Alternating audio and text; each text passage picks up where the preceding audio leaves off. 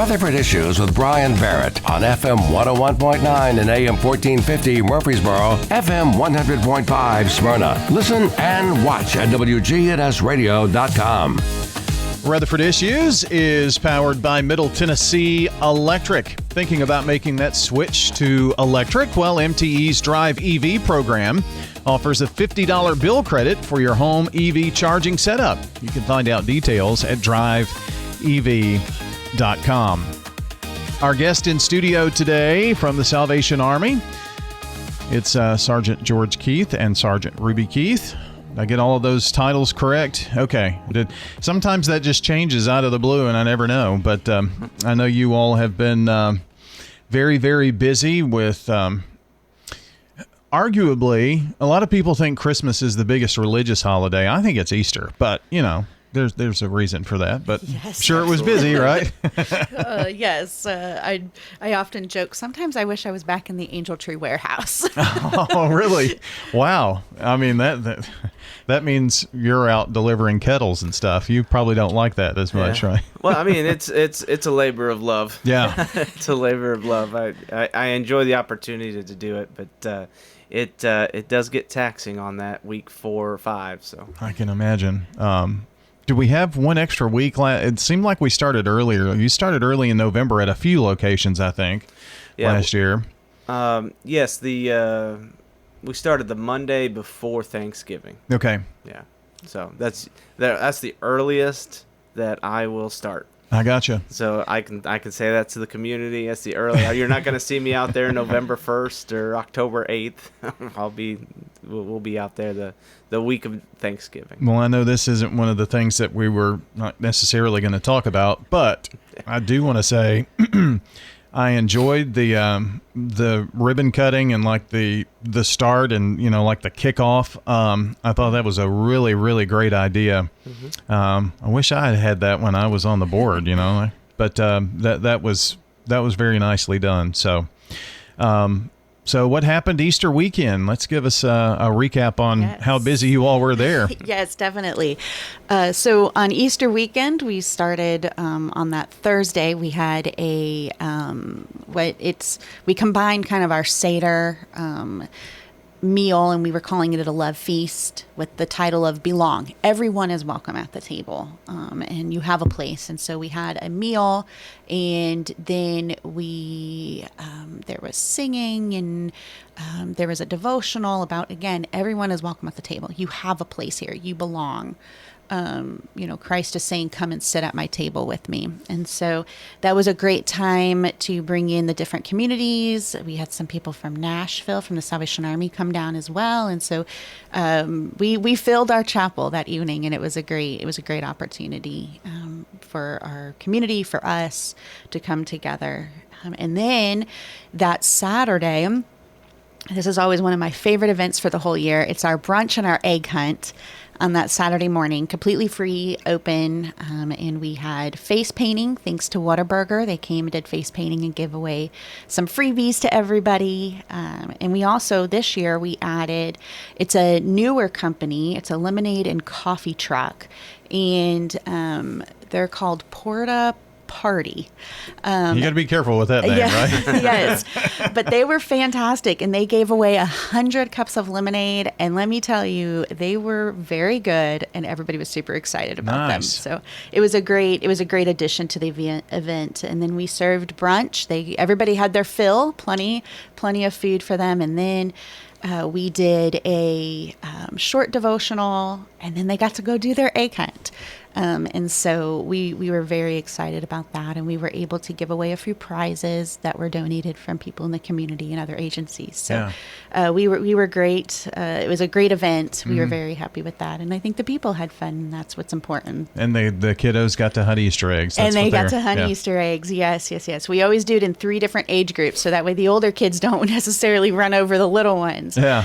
Or the middle ones push the bigger kids out of the way. I know that would be my daughter. She's growing up with 2 brothers. So boy, she's gonna she has to survive. I would think with 2 older brothers. So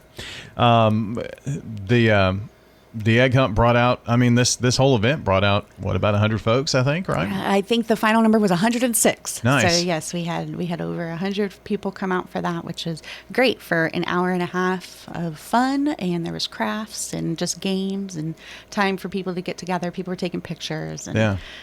So Don't forget about the food. We had plenty of food. Yeah, I said that I wanted to. Always plenty of food, I was right? in the kitchen making the food. So. Oh, that was you, huh? We'll give credit where credit's due. Yeah, well, I mean, we talked about lemonade long enough. It was, George in the kitchen. Yes.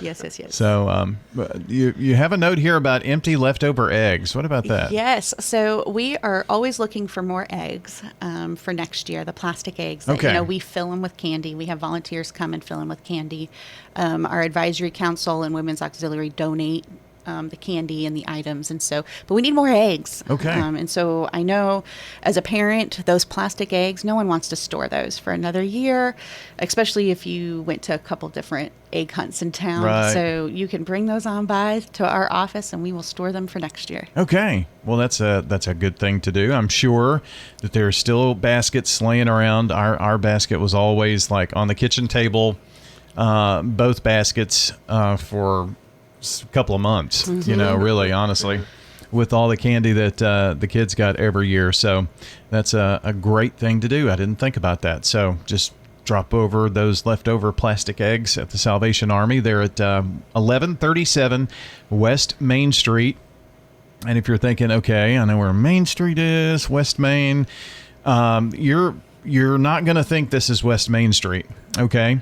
So West Main Street goes over Salem Highway and right by the Salvation Army. But if you turn on the highway there, you'll see, if you're going right out Salem from Old Fort, you'll see the Salvation Army on the right. Can't miss it.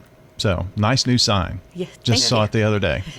So got that going on out there. So Easter weekend was good. What are some of the things that are coming up here we want to talk about? Absolutely. So May 11th through 16th is National Salvation Army Week, and we're going to be celebrating all things Salvation Army that week. Thursday, May the 14th, is our Beyond the Bells fundraising lunch. And that'll be, we had that last year at the Fountains. It'll be at the Fountains again this year.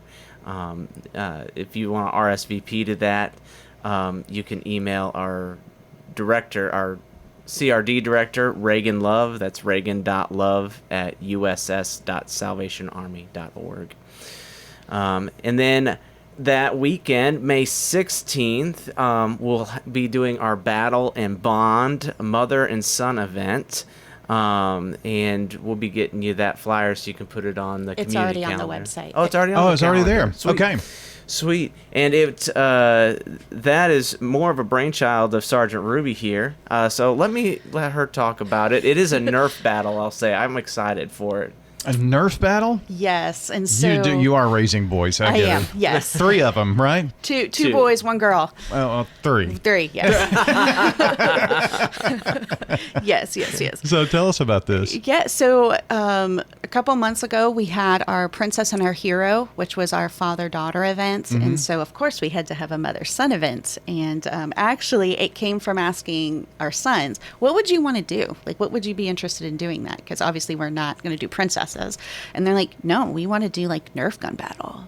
So we are transforming the gym into an epic Nerf gun, what do you call that? Playing field? Sure. And then War zone. Right. Nerf war zone. It'll be a war zone for sure. And then we'll have some different games. We'll serve dinner, of course. And we'll even have some extra bullets there. So no one should run out. But it's going to be a great time, hopefully, to bring mothers and sons together in a different way. That's going to be nice. So, father-daughter went really well last year, It right? did, yes. And so is the thought to maybe alternate this every other year and make this kind of an annual thing, maybe something, some type of event? Yeah, so it's actually going to be, we space them out a little bit quarterly, but the hope is to have one for each year. Oh, nice. Mm-hmm. Okay. So that's the hope. Well, when you talk about that mother-son, father-daughter type of dynamic, it's I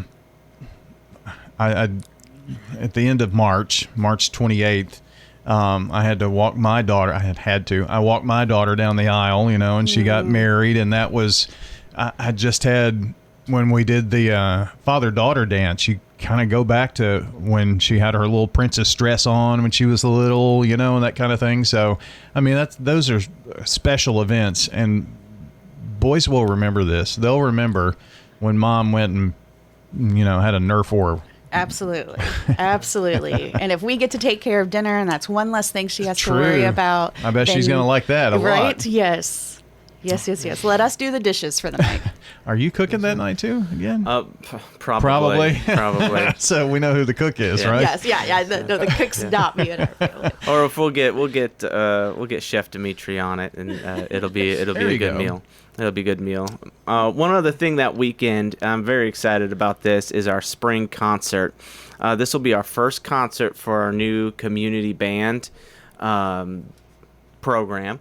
The last since January, we've been meeting on Wednesday nights. Anybody's welcome, and if you're interested in playing a brass instrument or joining us with music, we encourage you to come Wednesday nights at 5:30.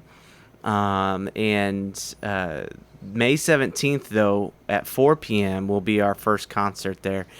So we have we call them the beginners, and then we have our beginner band, and then also our core band and our Salvation Army regional band, the Cumberland Brass, will also be there and playing. We'll have a lot of it'll be a great evening. I'm excited about it. We have some solos and some duets, and I'm playing a trombone trio with a couple of people, so it'll be a good time. So is this going to be at the chapel, or where are you going to have this? Yes, it'll be at the Salvation Army Chapel. Okay. Yeah. Yeah. So it's 1137 West Main Street. Yeah. So you've got the 14th, 16th, and 17th. You couldn't cram something in another day. I mean, right. We do have to sleep at some point. Yeah, I know. Gosh. So a busy National Salvation Army Week.